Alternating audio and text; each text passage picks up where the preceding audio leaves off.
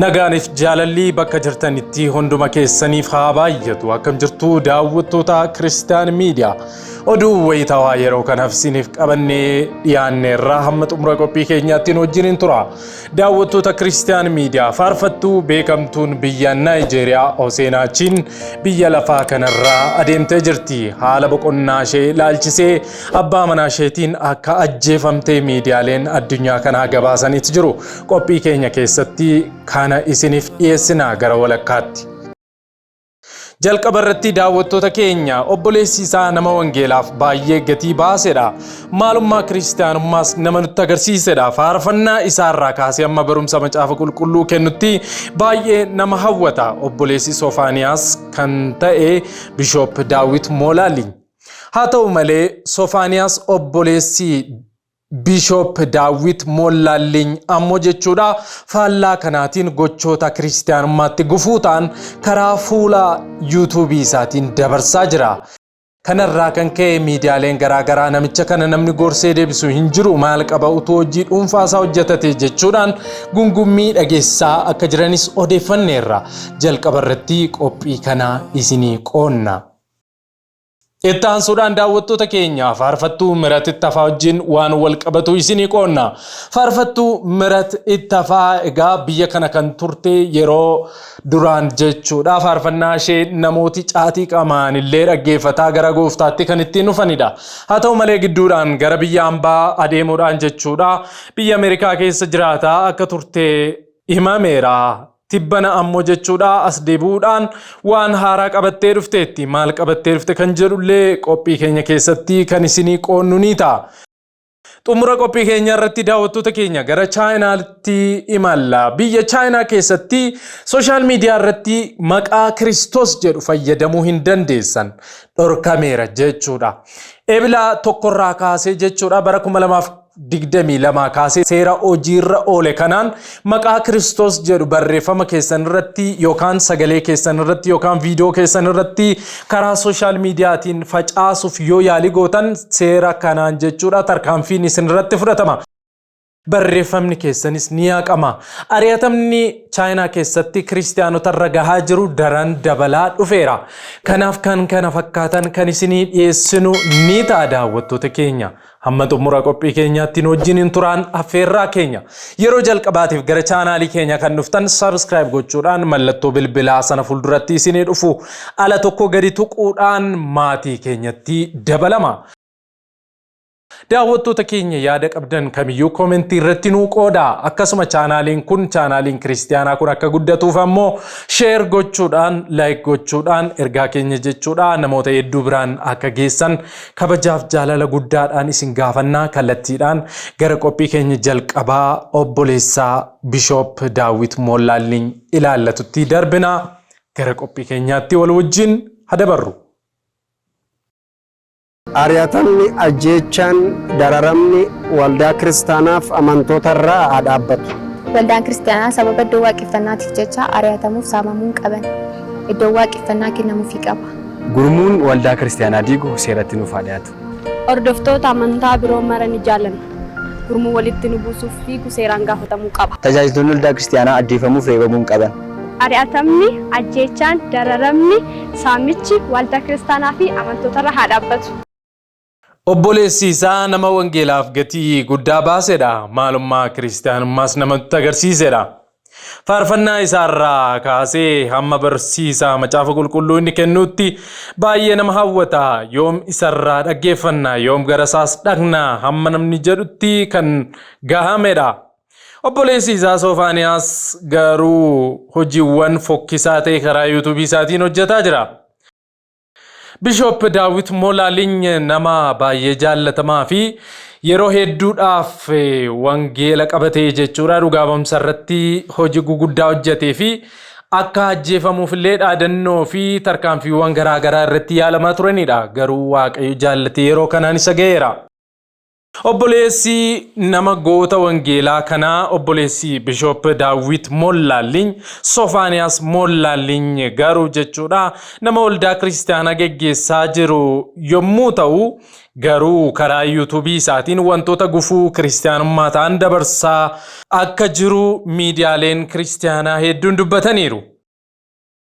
Wayita ammaa baay'ataa kan jiru moggaasni maqaa tajaajilaa paasterii Bishooppii Faarfataa Raajii Ergamaa fi Tiksee jedhaman kun yeroodhaa gara yerootti kashalabboonni ofitti moggaasanii karaa fuula feesbuukii isaaniif yuutuubii isaaniitiin as ba'uudhaan ga'umsaa fi beekumsa macaafa qulqulluu utuun qabaatiin dhaloota ga'umsaa saamaa maallaqaaf jecha yuutuubii irrattis baay'ee akka isaaniif ilaalamuuf jecha jireenya isa ta'e sagalee Kiristoosii fi macaafa qulqulluu akkasumas kiristaanummaa xureessaa jirus jedhameera. Paaster kan ofiin jedhu Sofaaniyaas Mollaalliin obboleessi isaa wanta inni karaa yuutuubiidhaan gochaa jiru kana akka isa gorsuuf namoonni baay'een egaa komii isaanii dhiyeessaa jiru. Bishop Daawit Mollaalliin gocha obboleessa isaa kana ilaalee calliseera kan jedhan miidiyaaleen kiristaanaa garaagaraa wayita ammaa kana Paaster Sofaaniyaas jechuudha maal qabaa utuu hojii dhuunfaa gara biraa hojjetee yeroo itti jedhamaa jirurras ga'eeraan. Sodaa fi kabaja nama Waaqayyoo Bishop Daawit Mollaalliiniif qabaniif jecha waan Sofaaniyaas godhu kanas bira darbuun danda'ameera.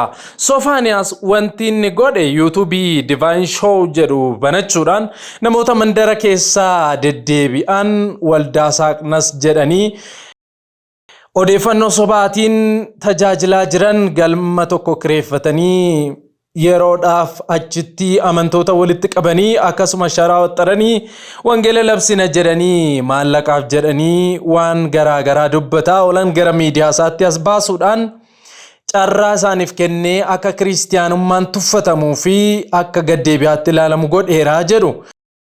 Kana malees barsiisota dogoggoraa kanneen akka cubbuun hin jiru jedhaman jechuudha akkasuma ejjaa dhugaa namoota jedhan illee as baasuudhaan egaa kiristaanummaatti gufuu ta'aa jira jedhameera.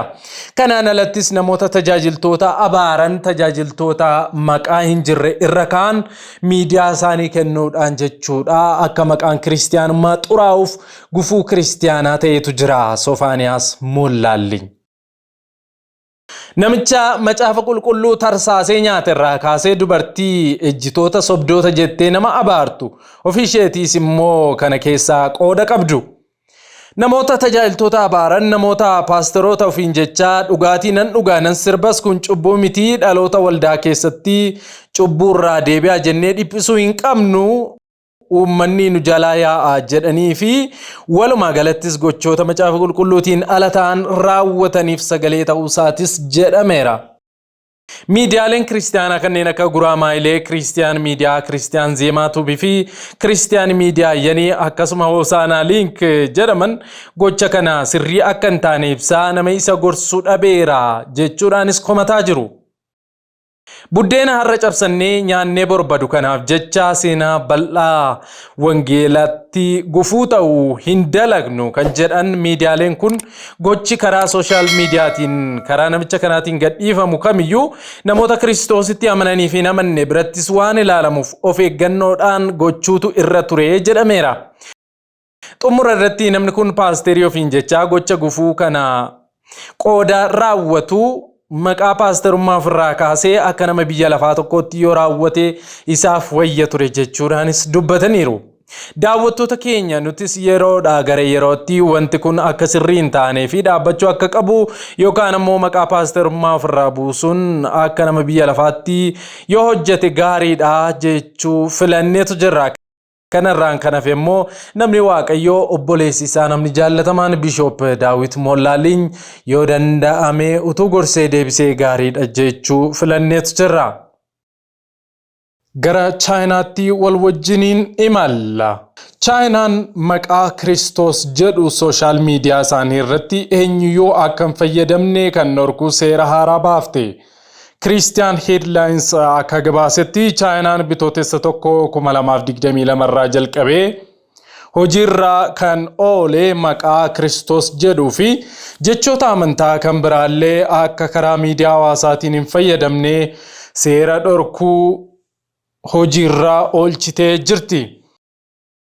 Jechoonni fi maqaan Kiristoos jedhamu kun sosochii uumaa jedhamee waan sodaatameef maqaa Kiristoos jedhuu fi jechoota amantii kiristaanummaa ibsan kamiyyuu fayyadamuun dura heeyyama mootummaa gaafachuun dirqamadhas jedhameetu jira.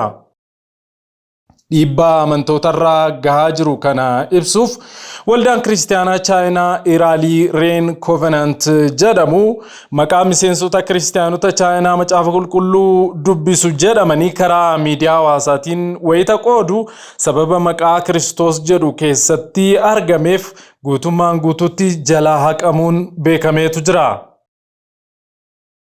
Akka seerichaatti maqaan Kiristoos jedhu kun karaa miidiyaa hawaasaatiin kan qoodamu yoo ta'e akka maqaalee qorichaa sammuu namaa dhochanii qumaaraa fi jechoota baay'ee ulfaataatti ilaalamuudhaan wayita karaa miidiyaa hawaasaatiin qoodaman illee keessaa muramuu akka qaban beeksisaniitu jiru. Chaayinaan erga wangeela ukkaamsitee hambisuuf yaaltee bubbulteetti. Haa ta'u malee wangeelli daangaa darbee babal'ataa jira. Lubbuu hedduunis biyyattiitti fayyaa jiru jedhameera.